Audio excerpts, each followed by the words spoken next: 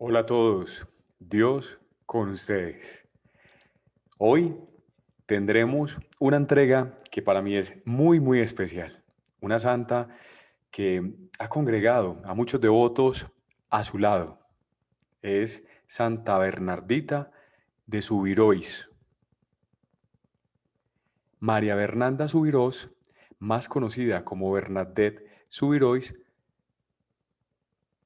nace en Lourdes el 7 de enero de 1844. Fue una pastora, mística y religiosa francesa canonizada por la Iglesia Católica en 1933. Su festividad se celebra el 16 de abril, aniversario de su muerte. Su cuerpo permanece incorrupto en Nevers, una serie de 18 apariciones marianas que Subirois afirmó haber tenido en 1858 en Lourdes, y los milagros que le sucedieron terminaron por conferirle fama mundial ya al momento de su muerte. Bernadette nació el 7 de enero de 1844. Fueron sus padres Francois Soberos y Lois Casterot, su madre. Fue bautizada en San Pablo, la parroquia local, el 9 de enero de 1844, primer aniversario del matrimonio religioso de sus padres. Sobre su nombre completo y su sobrenombre diminutivo de su segundo nombre existen diversas variantes según el idioma de referencia. María Bernarda, Bernardeta, Sobirós, sobrenombre entre paréntesis, en occitano, su lengua materna. María Bernardé, Bernardete, Subirois, en francés. María Bernarda, Bernardita, Subirois, en español. Bernadette era la mayor de 9 hermanos, de los cuales solo algunos sobrevivieron a los primeros años de vida. Jean, nacida y fallecida en 1845.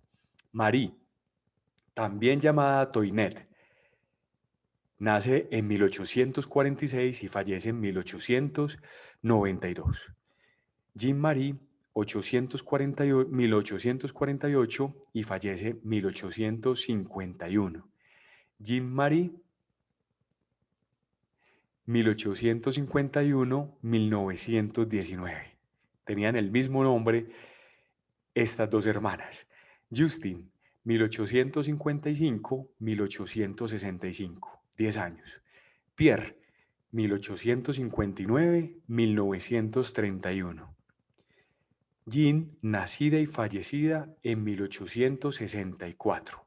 Y una bebé llamada Louise, fallecida poco después de su nacimiento en 1866. Por la condición de extrema pobreza de sus padres, vivían en un viejo sótano en un molino húmedo y miserable. Su padre, Francois Soberos, tenía un empleo en el momento de las apariciones de juntar basura del pueblo y también la del hospital. Su oficio era molinero, pero la escasez de trabajo hacía imposible desempeñarlo. Su madre, Luis Casterot, era una mujer piadosa y preocupada por sus hijos, que ocasionalmente trabajaba de costurera. Corrían tiempos difíciles en Francia y la familia de Bernabé vivía en pobreza extrema, particularmente desde que ella cumplió sus 10 años. Primero, su padre Francisco perdería un ojo en un accidente de trabajo y quedaría tuerto. Luego, el panadero de Lourdes lo acusó de haber robado sacos de harina, motivo por el cual pasaría una semana en la cárcel. Toda la región padeció de graves sequías que provocarían pérdidas de cosechas. Al no haber trigo suficiente, cerraron muchos molinos, entre ellos el molino de Boli, donde trabajaban y vivían los Subirois. Además, aparecieron los molinos de vapor que se impusieron a las tradicionales de agua. Desde muy pequeña, Bernadette tuvo una salud delicada. La causa era la desnutrición y el lamentable y pobre estado de la casa monoambiente donde residía. Durante su niñez, el cólera causó 38 muertos y centenares de afectados en Lourdes. En otoño de 1855, esa enfermedad atacó a Bernabé dejándola sumamente debilitada. Más tarde, contrajo asma y el clima y el ambiente en el que residían no la ayudaban para su condición. Llegó a vivir algunos años en una celda de la antigua prisión de Lourdes, por entonces fuera de uso, el llamado Cachot, de 4,4 metros por 4 metros, en la calle de Des Petits Fossés, cedido por su propietario, un primo del padre llamado Ameis Hajus, a causa de la extrema pobreza de la familia Subirois. La familia de ese entonces señalada en el pueblo como los que viven en el calabozo. Había conocido la miseria hasta pasar hambre y ver a sus hermanos repartirse un medrugo de pan. Bernadette tenía que pedir ropa prestada cuando lavaba la propia. Cuando los demás niños de su edad asistían a la escuela, ella debía cuidar a sus hermanos menores o guardar en el monte ovejas ajenas. Hasta los 16 años no aprendió a leer ni a escribir. Aún así, estaba empeñada en recibir la primera comunión. Por las noches, después de largas horas de labor, la niña repetía las fórmulas del catecismo. El maestro le decía a sus padres: le cuesta retener de memoria el catecismo porque no sabe leer, pero pone mucho empeño, es muy atenta y piadosa. El 11 de febrero de 1858 y durante 6 meses, Bernadette recibió las revelaciones de la Virgen María en la advocación de la Inmaculada Concepción, en la pequeña gruta de Maseviel, hoy llamada Masabiel. El lugar estaba conformado por una roca que cubría una gruta alargada, de unos 8 metros de ancho. Aquel jueves 11 de febrero se había terminado la leña en la casa y Bernabé se ofreció a ir a recogerla. A la vera de Torrente Gavi, con su hermana Toinette y Juana Abadie, a quien llamaban Balún. Las tres niñas descendieron hasta Masabiel.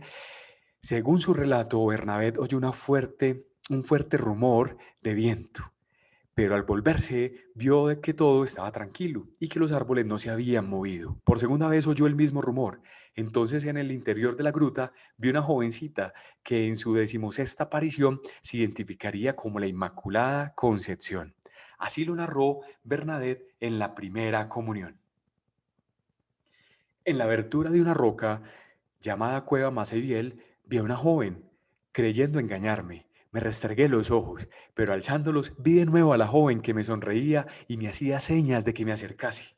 La mujer vestía túnica blanca con un velo que le cubría la cabeza y llegaba hasta los pies, sobre cada uno de los cuales tenía una rosa amarilla, del mismo color que las cuentas de su rosario. El ceñidor de la túnica era azul. Tuve miedo. Después vi que la joven seguía sonriendo. Eché mano al bolsillo para coger el rosario que siempre llevo conmigo y se me cayó al suelo. Me temblaba la mano. Me arrodillé. Vi que la joven se santiguaba. Hice la señal de la cruz y recé con la joven. Mientras yo rezaba, ella iba pasando las cuentas del rosario. Terminado el rosario, me sonrió otra vez. Aquella señora no me habló hasta la tercera vez.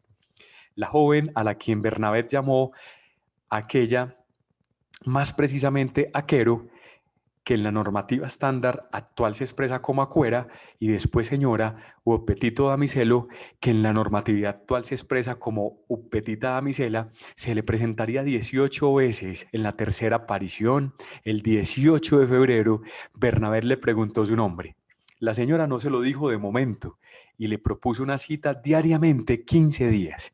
Del 19 al 24 de febrero tuvieron lugar las apariciones cuarta a octava.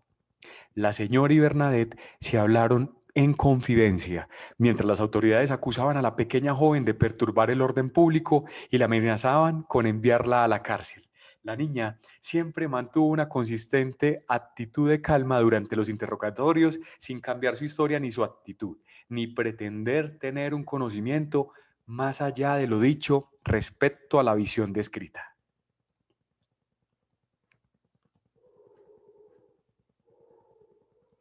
Las opiniones de los vecinos de Lourdes estaban divididas. Aquellos vecinos que creían que Bernabé decía la verdad asumían que la mujer que se le aparecía era la Virgen María. Sin embargo, Bernadette nunca sostuvo en ese tiempo haber visto a la Virgen y continuó usando el término acuero. La aparición del 24 de febrero se focalizó en la necesidad de la plegaria y la penitencia. Según Bernadette, Aquero dijo penitenco, penitenco, penitenco. En la normativa actual, penitenca, penitenca, penitenca, es decir, penitencia. El 25 de febrero tuvo lugar una de las apariciones más polémicas. Ante la presencia de unas 350 personas, según testificó Bernadette, luego de rezar el rosario, la señora le pidió que bebiera el agua del manantial y que comiera de las plantas silvestres que crecían allí. Ella interpretó que debía ir a tomar agua del cercano río Gave y hacia allá se dirigió, pero la señora le señaló con el dedo que escarbara en el suelo. Bernadette cavó en el suelo con las manos desnudas y ensució su rostro buscando beber donde solo había fango. Intentó beber 3 veces infructuosamente. En el cuarto intento, las gotitas estaban más claras y ella las bebió. También comió trozos de algunas de las plantas del lugar. Cuando finalmente tornó hacia la muchedumbre que la observaba, su cara estaba manchada con fango, sin que hubiese revelado manantial alguno. Esto causó mucho escepticismo y fue visto como locura por muchos de los presentes, quienes gritaron, es un fraude y está loca. Y en tanto sus parientes, desconcertados, limpiaban la cara del adolescente con un pañuelo. Poco después, sin embargo, brotó un manantial de agua que comenzó a fluir del hoyo fangoso cavado por Bernadette. El martes 2 de marzo, Aquero pidió 2 cosas a Bernadette: que se hicieran procesiones a la gruta y se construyera allí mismo una capilla en su honor. Acompañada de 2 de sus tías, Bernadette acudió al párroco padre Dominique Pairamale con el pedido. Peiramale era un hombre inteligente que no creía en visiones y milagros. Edificar una capilla, pero ¿y en honor a quién? Preguntaron los clérigos, a quien Bernabé refirió el coloquio. La señora le revelaría su identidad en su decimosexta aparición. El 25 de marzo, en términos que Bernadette no comprendió plenamente en un principio. Yo soy la Inmaculada Concepción. Literalmente, que soy era Inmaculado Concepción, que según la normativa estándar actual se expresa que soy era Inmaculada Concepción. La revelación sucedió después de más de una hora, durante la cual tuvo lugar el sexto de los llamados milagros del cirio.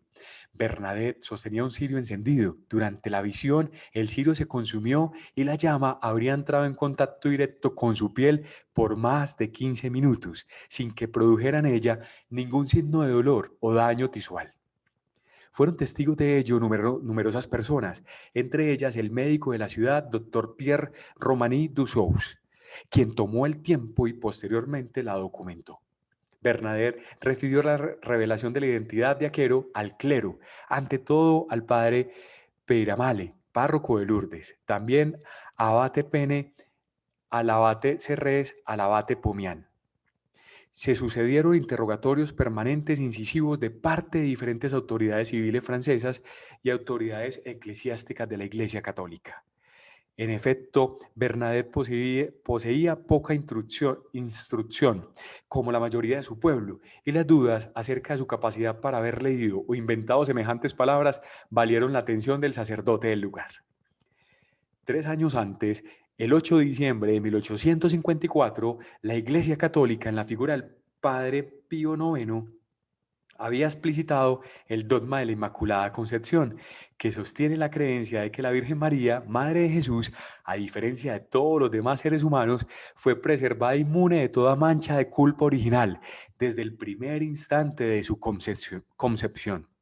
Por singular privilegio y gracia al Señor Dios y en atención a los méritos de Cristo Jesús, en la aparición la señora se presentó con las palabras: yo soy la Inmaculada Concepción, frase que parece una extensión de la tradición joánica, y en efecto, en el Evangelio de Juan, Jesús se presenta con el nombre Yo soy. Por ejemplo, Juan 8, 24, 28, 58, Juan 13, 19, al que a menudo completa con un prédico que cualifica a su persona, su misión: yo soy el pan de la vida. Juan 6, 35, 48. Yo soy la luz del mundo. Juan 8, versículo 12. Yo soy el buen pastor. Juan 10, 11 al 14. Yo soy la resurrección y la vida. Juan 11, versículo 25.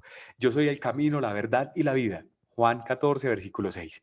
Yo soy la vid verdadera. Juan 15, Versículo 1. Jesús se presenta así como aquel en quien se realizan los bienes esperados. En Lourdes, María, en la tradición del evangelista San Juan, se presenta a sí mismo como aquella llena de gracia, en quien, según la Iglesia Católica, se realizaron en atención a Jesucristo las maravillas de Dios.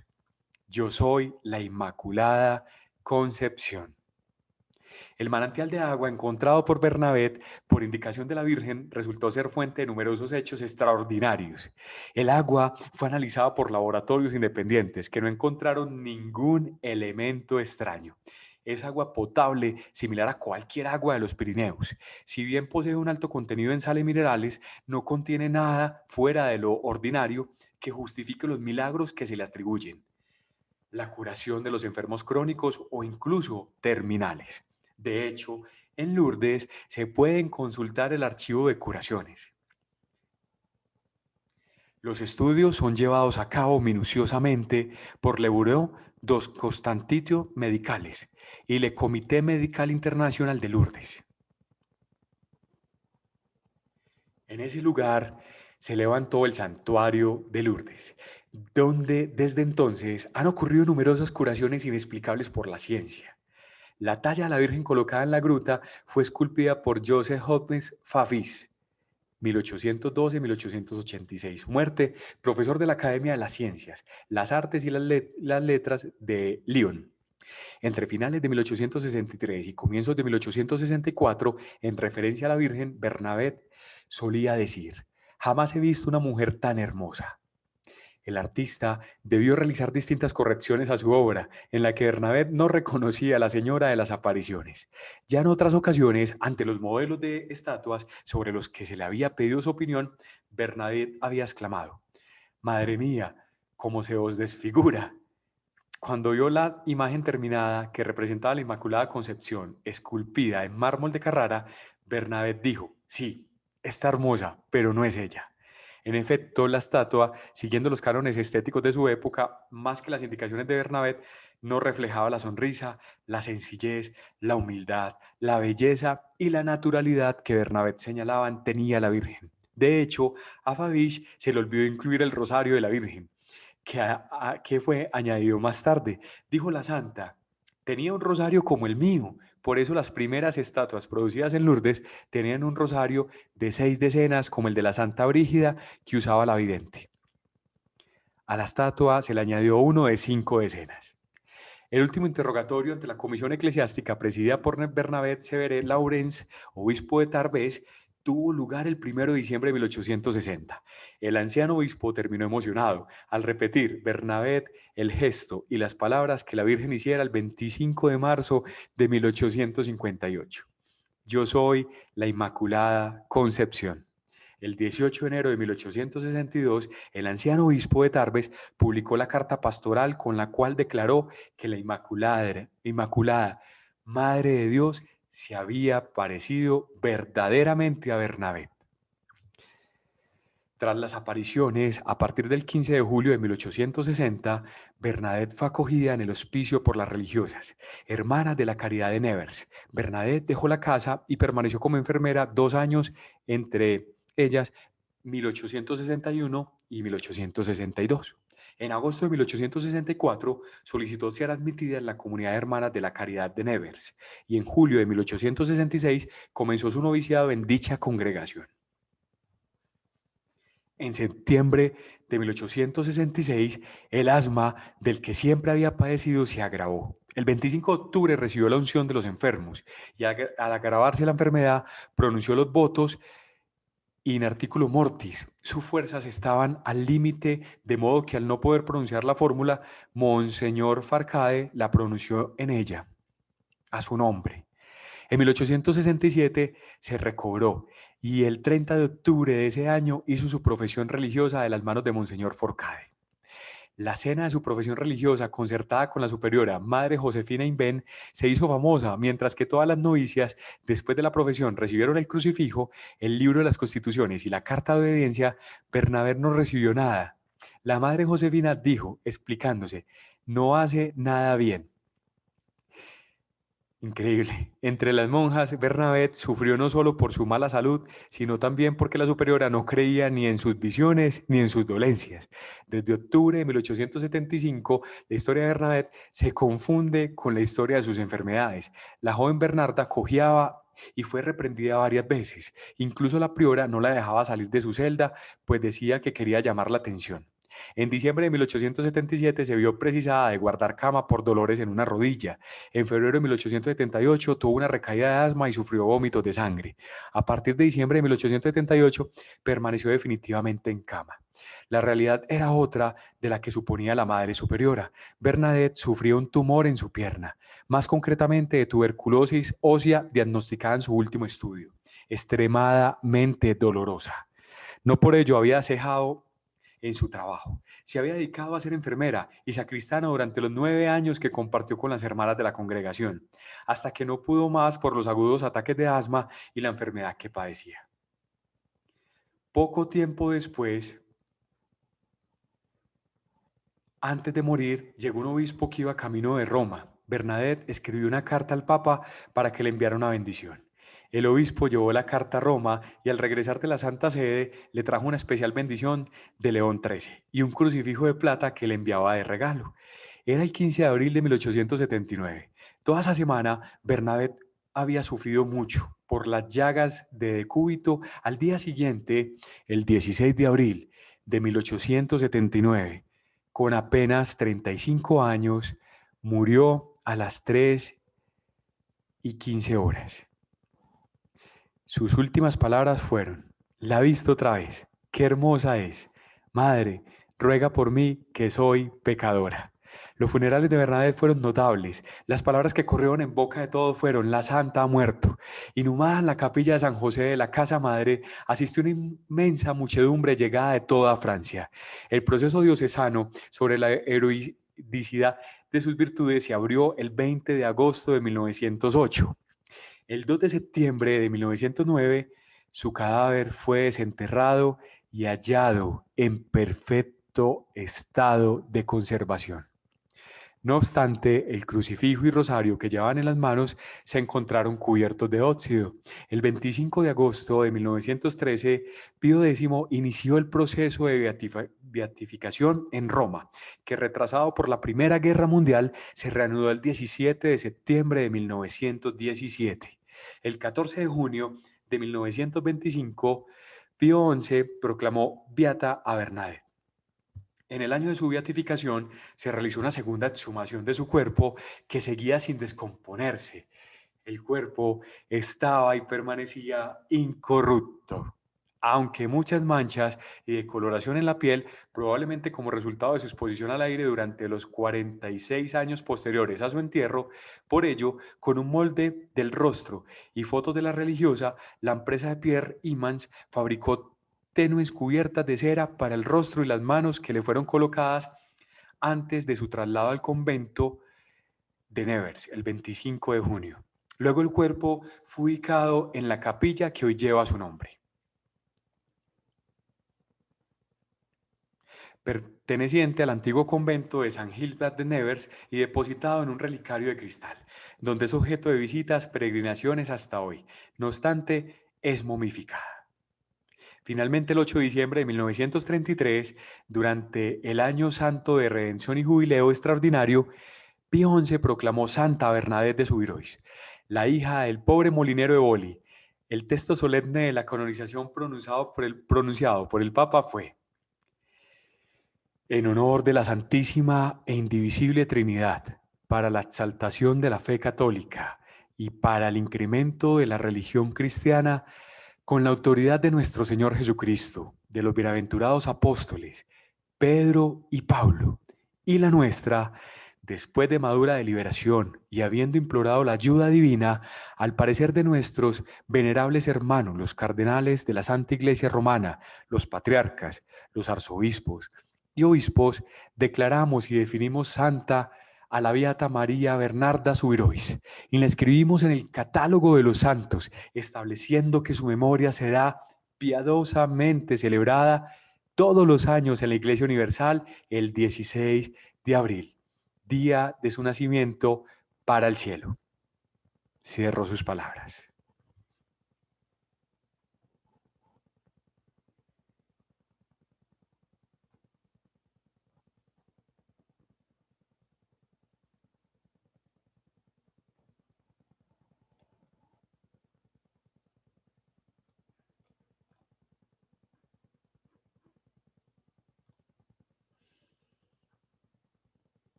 Cerramos esta historia de esta gran santa Bernardita con su oración.